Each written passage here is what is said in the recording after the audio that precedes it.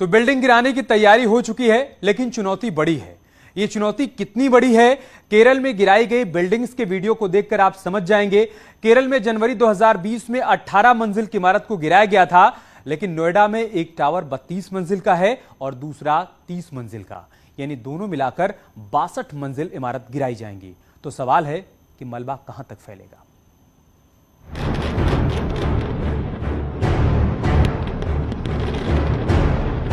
नोएडा के twin tower की तरह केरल में भी 2 अवैध इमारतों को सुप्रीम कोर्ट ने अवैध घोषित किया था। जनवरी 2020 में केरल की इन 2 अवैध इमारतों को ब्लास्ट के जरिए गिरा दिया गया। इस बिल्डिंग को गिराने में कई चुनौतियां थी, लेकिन इंजीनियर्स ने हिंदुस्तान में पहली बार इतनी ऊंची बिल्डिंग को ब्लास्ट कर गिराया था। बिल्डिंग के गिरते ही मलबा चारों ओर फैल गया।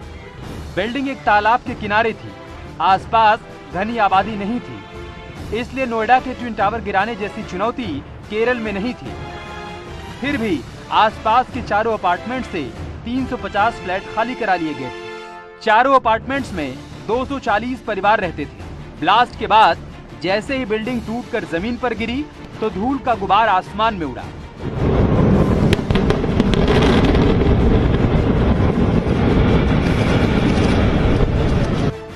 आसपास के करीब 500 मीटर एरिया में धूल दिखी थी। धूल को देखकर वहां मौजूद पुलिस वाले पीछे हट गए।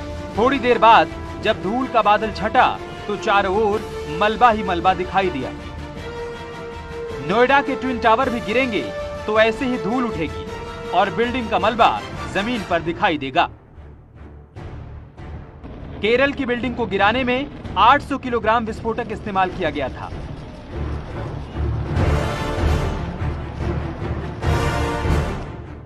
नोएडा का ट्विन टावर बड़ा होने की वजह से 3700 किलोग्राम विस्फोटक का इस्तेमाल किया जाएगा।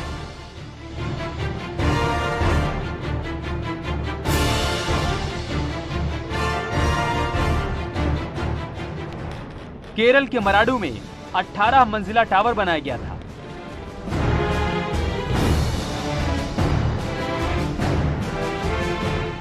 नोएडा का ट्विन टावर 32 मंजिला है। केरल की इमारत को गिराने के लिए 960 सुराख किए गए थे और हर सुराख में 15 किलोग्राम विस्फोटक का इस्तेमाल हुआ था। नोएडा के दोनों टावर को मिलाकर 9600 सुराख किए गए हैं और 3700 किलो विस्फोटक भरे गए हैं।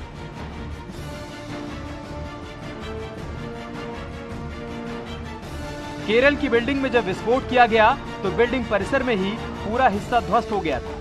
आसपास की इमारतें, आंगनबाड़ी केंद्र, पेड़ पौधे और दूसरी किसी भी चीज को नुकसान नहीं पहुंचा था। नोएडा में भी उम्मीद है कि कोई नुकसान नहीं होगा, लेकिन आसपास इमारतें होने की वजह से चुनौती बड़ी है। केरल में मलबा हटाने में करीब 1 महीने लगे थे, लेकिन नोएडा में इस मलबे को साफ करने में 3 महीने यानी 90 दिन लग सकते हैं।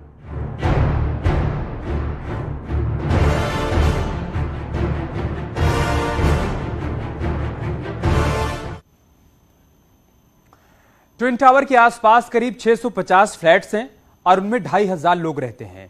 ब्लास्ट का वक्त जैसे जैसे करीब आ रहा है, इन लोगों की टेंशन वैसे वैसे बढ़ती जा रही है। टेंशन की वजह है ब्लास्ट के बाद होने वाला पोल्यूशन।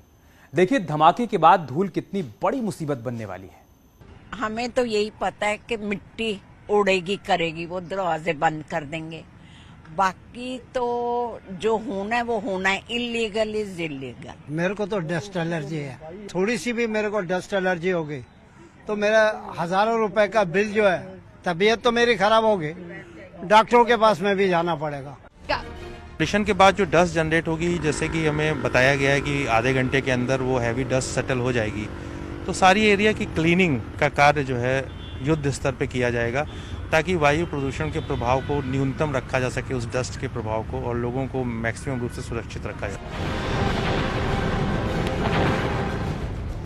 9 सेकंड के धमाके से ट्विन टावर धूल का इतना बड़ा गुबार छोड़ेगा कि लोगों की सेहत खराब करने के लिए काफी होगा। ऐसे में डॉक्टर्स की क्या सलाह है, ये भी जान लेते हैं। जिनको ऑलरेडी लंग्स की बीमारी है, बच्चों को जिनको अस्थमा है या बड़ों में भी जिसको हम बोलते हैं क्रॉनिक लंग डिसीज है या क्रॉनिक हार्ट डिसीज है, उनको बचा के रहना पड़ेगा। और उसका सबसे बेस्ट तरीका यही होगा कि उनको वहाँ से कहीं और रिहैबिलिटेट करें। ट्विन टावर के आसपास एमराल्ड कोर्ट और एटीएस विलेज में रहने वाले लोगों को धूल का गुबार अभी से डरा रहा है। हालांकि वहां पर रहने वाले लोगों ने धूल और मिट्टी के गुबार का सामना करने के लिए अपने अपने स्तर पर अभी से तैयारी शुरू कर दी है। धूल मिट्टी के चलते ज्यादा धूल मिट्टी ज्यादा उड़ेगी, तो उसको लेकर क्या तैयारी की है आपने? दरवाजे बंद रखेंगे, बाहर नहीं निकलेंगे, यही तैयारी। तो जी। जितने भी नियर बाई सोसाइटीज हैं सबको होगी, सबके ऊपर इसका इफेक्ट होगा। बट ये एक सबक भी मिलेगा बाकी के जो बिल्डर्स या जो भी हैं कि आगे से ऐसा काम ना किया जाए। विस्फोट के बाद धूल के प्रकोप को कम करने के लिए टावर को जियो टेक्सटाइल फाइबर से ढका गया है। इसके अलावा चारों तरफ से फाइबर के पर्दे भी लगाए गए हैं, जिससे अंदर से निकलने वाली धूल ज्यादा बाहर तक न जाए। हालांकि तमाम कोशिशों के बावजूद भी ट्विन टावर में ब्लास्ट के बाद कुछ वक्त के लिए पूरा इलाका धूल के गुबार में गुम नजर आएगा। Bureau report, news 18।